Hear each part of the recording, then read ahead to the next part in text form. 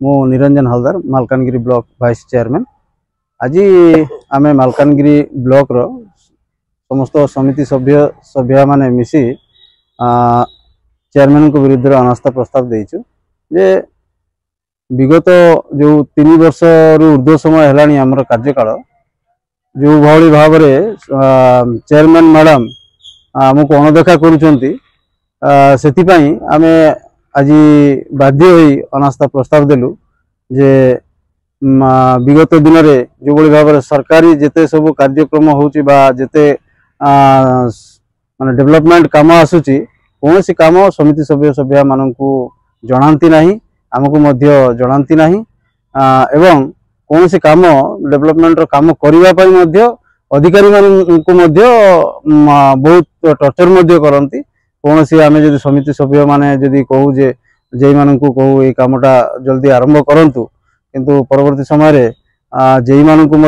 से धमकांती जे मोर बिना अनुमति रे तमे कहीं काम से लेआउट देवाई गल से काम कहीं आरंभ करुच मु न कहवा पर्यंत कौन सी काम आरंभ करना ना तेणु आम चाहूँ देखु जो आम आसीचु इलेक्शन करी लोक आमको प्रतिनिधि कर पठे अंचल विकास करने किंतु जो भाव में आमको विकास कर बाधा दौरान चेयरमैन तेणु आम लोकंर प्रतिश्रुति आम पालन करूँ लोक जो कथा कहीकि आम भोट नहीं आम निश्चित भाव में लोकंर कौन काम कर विफल होचु तेणु आम बाध्य होई आज सब कलेक्टर मैडम को एवं वीडियो महोदय को मध्य आम लिखित भाव में आज अनास्था प्रस्ताव देइछु।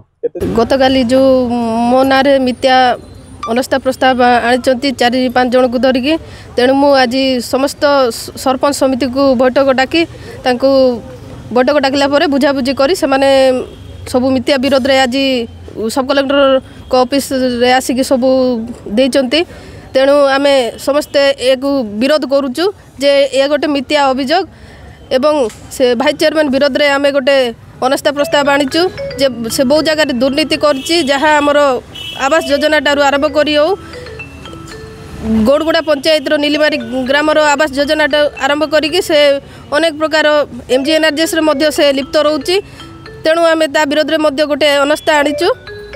I got 2 memorandums. I mean, vice chairperson काली गोटे confidence motion पाइन गोटे request देइथिली और आज चेयरपर्सन निजे असली वो वाइस चेयरपर्सन के like some they have raised some allegations and given application for inquiry as well.